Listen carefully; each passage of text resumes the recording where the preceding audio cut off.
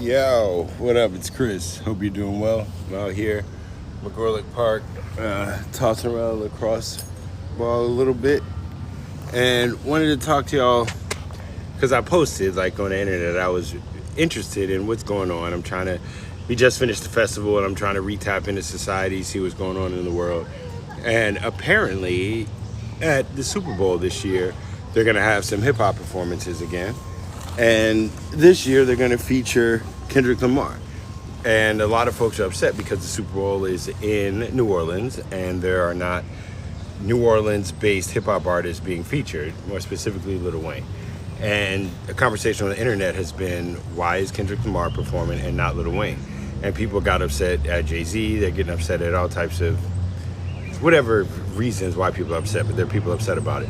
And there are people that would, understandably say there should be a New Orleans-based artist represented at such a festivity. And so I kind of approached the conversation from a different angle. I could care less about professional athletics, sports, the leagues, any of those things. It's all rooted in gambling, and it's all rooted in the ownership of the human body. And when it comes to football, basketball, and a couple other sports, the ownership of the black body by non-black people, which is problematic in a number of ways. So I've been boycotting the NFL for I don't know how long. Now, before we go into a deeper discussion, do I have any attachment to sports athletics? Yes, I'm out here tossing around a lacrosse ball. I was a team captain in lacrosse. I played football through high school. Our team was good, we went to the playoffs. I was a starter, played multiple positions, played linebacker.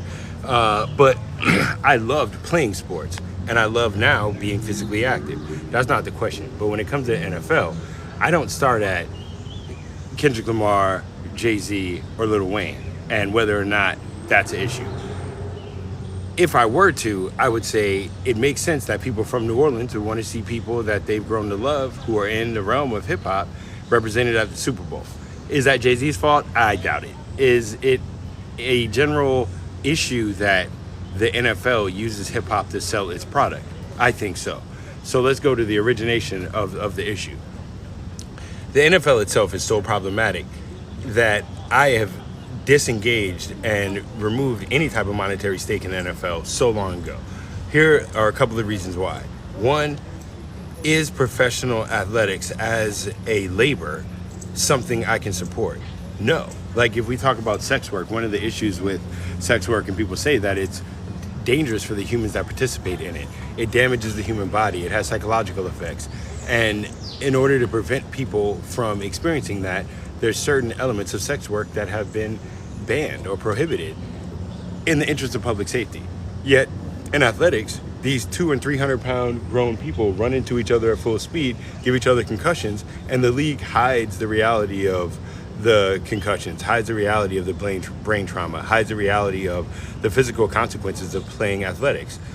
They implement numerous nefarious tools to prevent the athletes from protecting themselves further or taking action if they have suffered injury due to their job, which is obviously a physical sport and obviously comes with dangers. But when the police get injured at work, they get paid.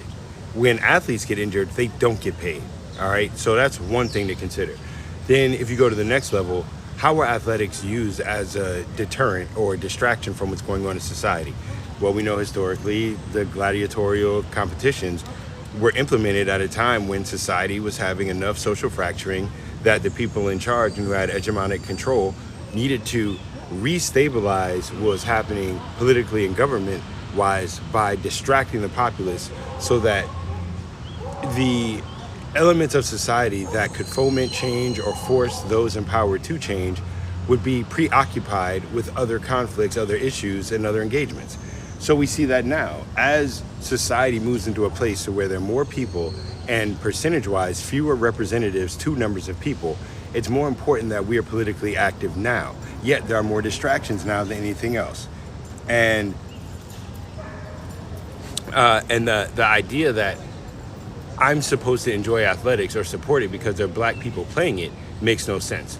So now we get into the further issue of ownership of the black body. And when you look at professional athletics, especially NBA or NFL, and you see the pay scale in comparison to hockey or some of the other sports that are white dominated, one issue. Another would then be ownership and the fact that you have so many black athletes and so many fans and so many members of the black community that allow for these professional athletics leagues. Yet when we look at ownership, there are 0 black majority owners in any of the football teams. There are only 7 minority owners. And when you're a minority owner, that means you have like 5%, 3%. So there are ownership groups that contain 5 or 6 people that have larger percentages than the highest percentage of black owned. And some of those ownership groups have no black people involved.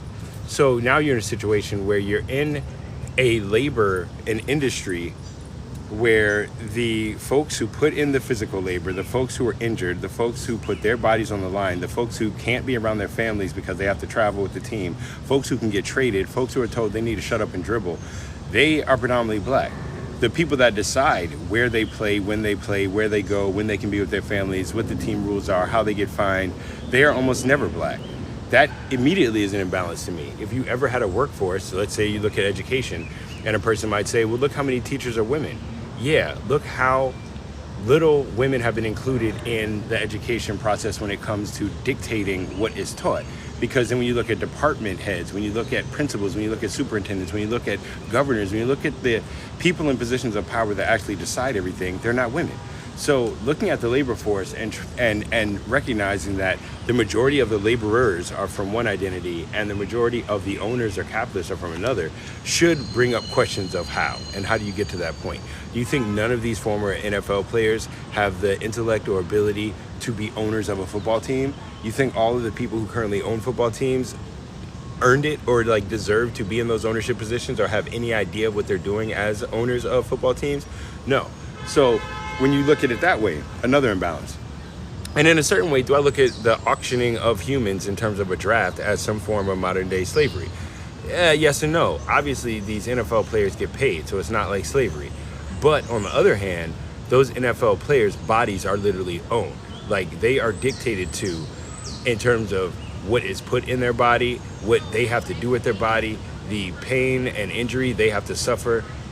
And I understand there are other, let's say, industries or fields similar, like, again, police or military, but I would take into consideration what the driving force is behind those other 2 fields of work. Public protection, safety, defense of nationality.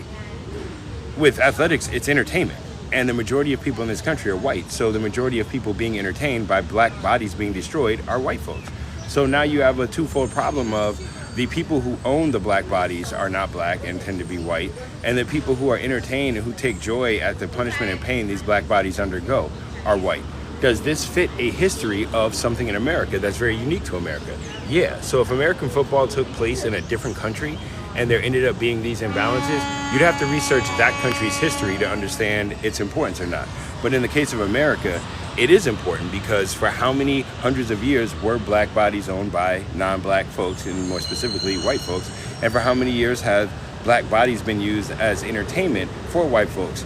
And sometimes it might be minstrel shows and what have you, but a lot of times it was boxing or fighting, dogs and sicking dogs on black folks or pit fighting black folks against each other, all types of stuff to where the injury of the black body is enjoyable to the white mass. And so why would I support that? So now then you add on, well, should Lil Wayne be performing or should Kendrick Lamar be performing? How is the face of blackness used to sell a product something that I would want to support? Like, do I think hip hop should be used to sell the NFL? No. Like, I boycott the NFL. I think hip hop should be speaking out against the NFL and its ownership practices, its labor practices, its anti-union practices, its equity issues. I think hip hop should be a mirror to reflect the realities of how many black children are told they should pursue athletics instead of being a doctor, when technically you have far higher chance or likelihood, no matter what neighborhood you're from, of being a doctor than being a professional athlete. And then the secondary level of that is how hip hop has been used to distract and miseducate young black folks and miseducate young white folks. So do I care if it's Lil Wayne or Kendrick Lamar? Would I rather both of them say fuck the NFL? Would I rather, when Jay-Z said it's bigger than taking a knee now, would I rather him say it's bigger than taking a knee, but we still taking a knee and we're doing more? We're gonna book artists that reinvigorate the human spirit and will push for liver discussions and push for social progress. as opposed to let's inundate the masses with sleepy time tea. And that's what the entertainment is now. It's a distraction from what's really happening politically, socially, environmentally, and consequentially how that affects our lives on a daily basis. So if a person were to ask me, how do I feel about Kendrick Lamar performing instead of Lil Wayne, they would end up with that 5-minute or 7-minute discussion. And at the end of the day, I encourage people to think deeply about how we contribute to the exploitation of others in things as benign as entertainment and recreation. And this idea of just going to the club, but in the club they're playing music that reinforces the notion that the black experience on average includes total disrespect to black women, violence, drug selling, consumerism, materialism, and all these things that I didn't see as normative growing up as a black person. When I think of how much fun people have to music that's celebrating the death of other black folks or the pain of other black folks, that again makes me think, why are so many non-black people entertained by our pain?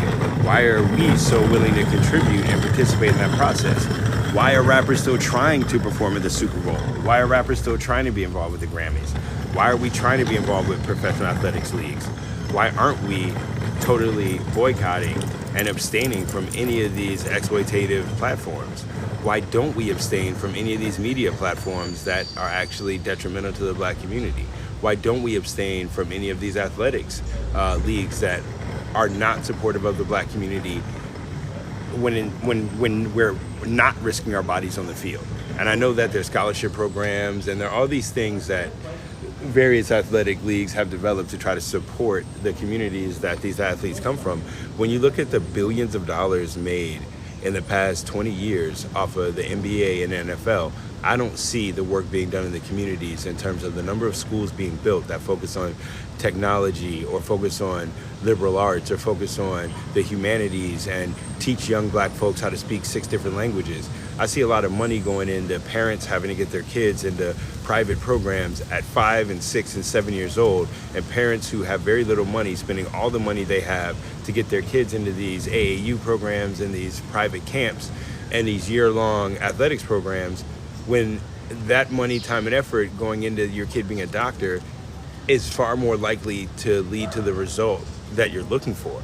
It's far less likely to end up with injury and trauma to the child. I mean, when you think about the physical dangers of some of these athletics, I like sports, but when we think about the level of competitiveness some of these 10-year-olds, 12-year-olds, 14-year-olds are going through and what they're putting their bodies through, it's wild. And when you think about emotionally, like what they're being told is important in life, and this concept of gaming outside of just play, but competition and winning and prize or money at the end of it, or a win at all cost mentality, I question that as something that's good for society.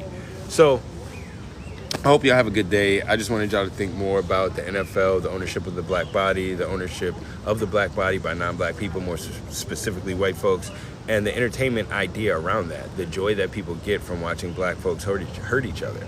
And I get it, like athletics is actually, it's the camaraderie, it's the team, it's the, you see the suspense, and when people win, the joy and the celebration, you see grown men cry because they're so happy. I understand that, you know, but let's talk about the full picture, not just the things that are already being discussed. All right, any questions, any comments, send me a note. Yeah, I'll address in a future video. Holla.